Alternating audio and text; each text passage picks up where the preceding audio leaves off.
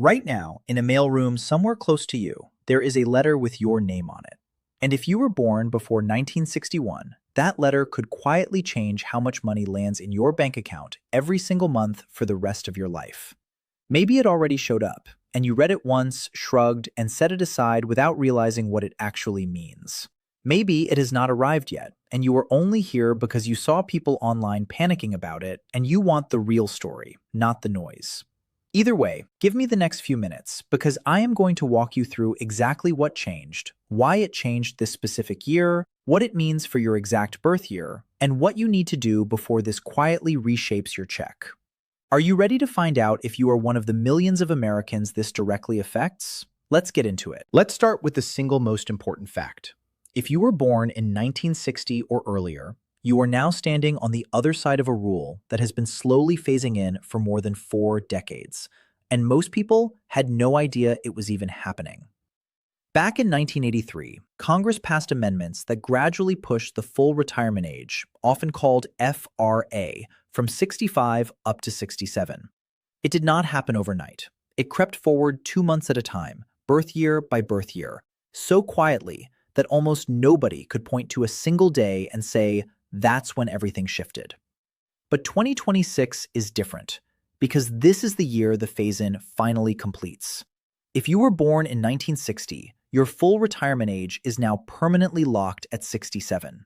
If you were born in 1959, it landed at 66 years and 10 months. And if your birth year is 1958 or earlier, you already crossed your threshold under the slightly lower numbers from previous years. So why does this matter to you right now, in the middle of 2026, if this has technically been coming since the Reagan era? Because this is the exact year the Social Security Administration is mailing out updated benefit statements reflecting the fully completed rules, layered on top of several other changes that quietly took effect on January 1st. If you have not filed for benefits yet, if you are weighing when to file, or if you are already collecting and wondering whether your check is even calculated correctly, this is the moment all those pieces collide. Have you checked your own full retirement age lately? Do you know it down to the exact month? If not, stay with me, because we are about to make it completely clear. Let me walk you through what actually shifted this year, because there is a lot of confusion online, and you deserve the real, verifiable picture instead of vague scare talk. There are 6 major changes for 2026, and each one touches your birth year in a slightly different way. The first is the cost of living adjustment, known as COLA. For 2026, benefits rose by 2.8%.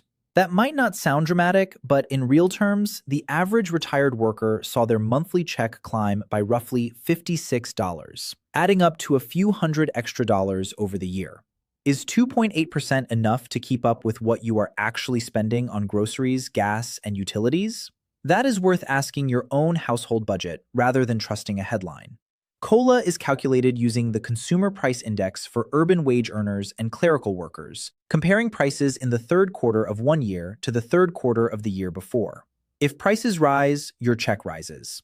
If prices fall, which has genuinely only happened 3 times since 1975, your check simply holds steady. It never drops because of COLA math. The second change, and the one tied directly to the born before 1961 story, is the full retirement age finishing its long climb to 67. For decades, Americans grew up believing 65 was the magic number. That number stopped being accurate a long time ago, and as of this year, it is fully retired itself. If you are 66 right now, are you certain whether you have actually reached your own full retirement age? Getting that wrong by even a few months can mean locking in a permanently smaller check for life. The third change involves how much you can earn while still collecting benefits. If you have not yet reached full retirement age for the entire year of 2026, you can earn up to $24,480 before the administration starts withholding money, at a rate of $1 for every $2 earned above that limit. But here is the detail almost everyone misses. In the calendar year you actually reach full retirement age, that limit jumps sharply to $65,160, and the withholding softens to $1 for every $3 earned above it. Once you cross into full retirement age, the earnings test disappears completely, And you can earn without any reduction at all. Did you know that distinction existed? People quietly cut their work hours out of fear of losing benefits, when in reality, money withheld under this test is not lost.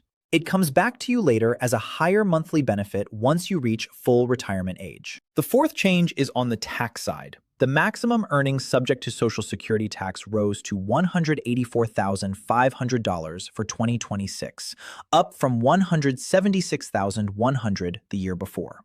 If you are still working, a bit more of your paycheck gets taxed this year, which might sting slightly, but it also directly funds the checks going out today to current retirees, possibly including your own parents. The fifth change involves Medicare, and it deserves special attention because it quietly eats into the COLA increase we just discussed. The standard Medicare Part B premium rose from $185 a month in 2025 to just under $202 a month in 2026. For most beneficiaries, this premium is automatically deducted straight from the Social Security check before it ever touches your bank account. So when people say their COLA increase seemed to vanish, this is very often exactly why. Do the math with me. If COLA added around $56 a month and Medicare climbed by roughly $17 a month, your actual net gain is smaller than the headline number suggested. Has that happened to you?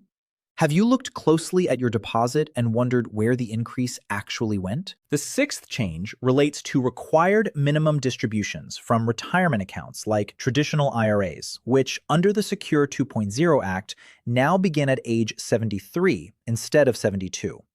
This is not technically a Social Security rule, but it interacts closely with whether your benefits become taxable, because the income thresholds determining taxation have not been adjusted for inflation since the 1980s and 1990s.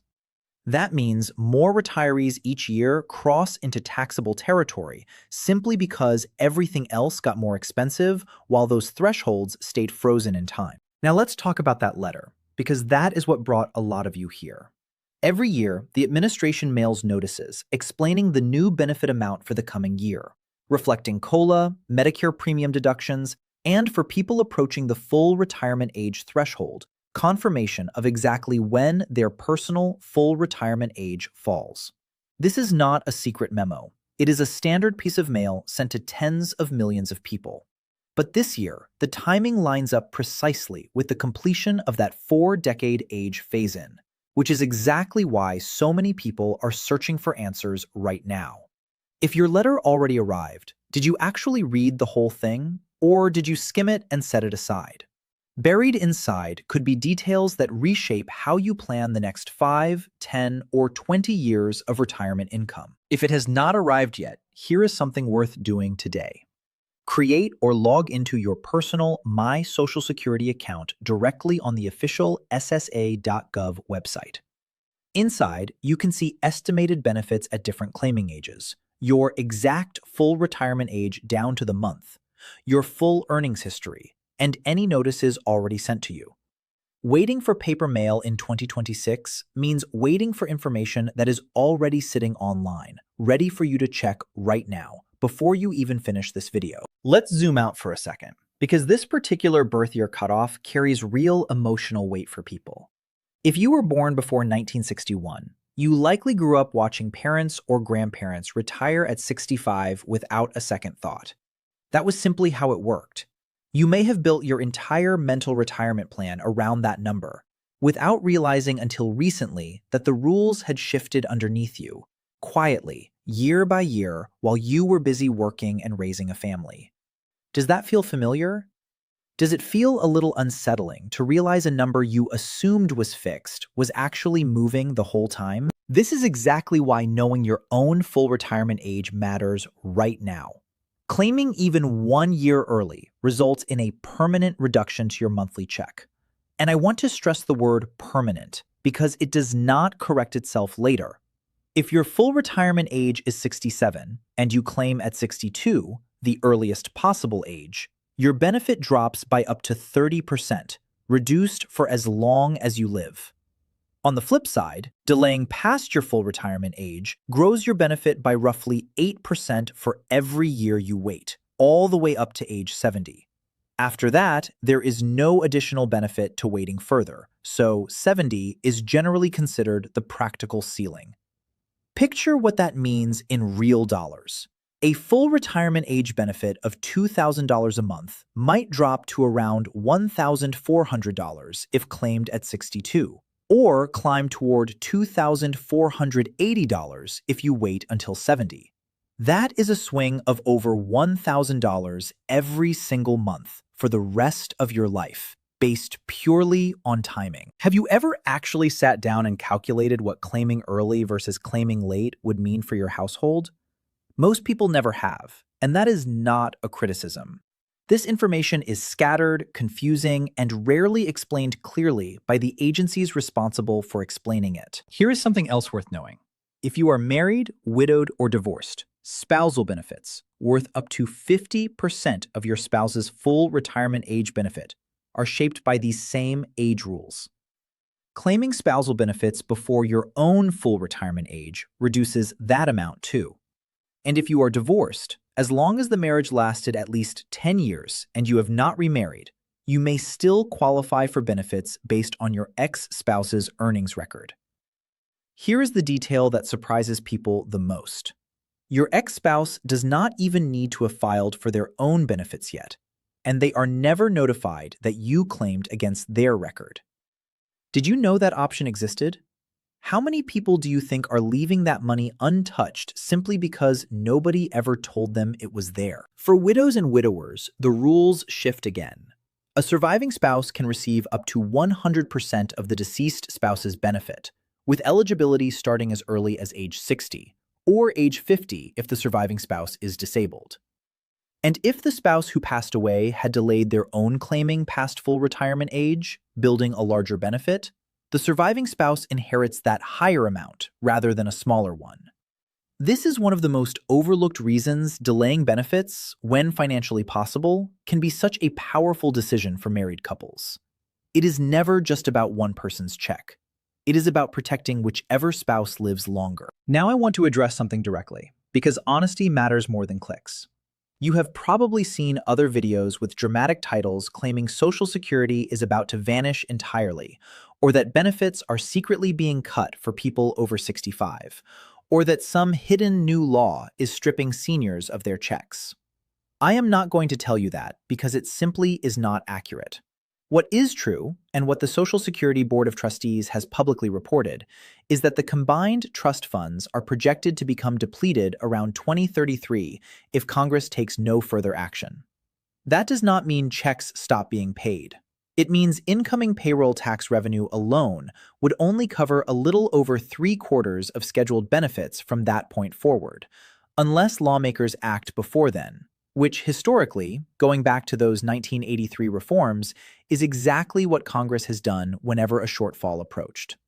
Is that a serious issue worth watching? Absolutely. Is it the same as your check disappearing next year? No.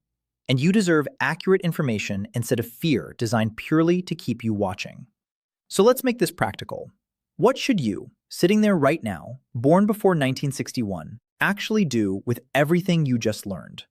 First, log into your My Social Security account and confirm your exact full retirement age and your estimated benefit at 62, at full retirement age, and at 70. Seeing your real numbers side by side tied to your own earnings history beats any general chart, including the ones in this video.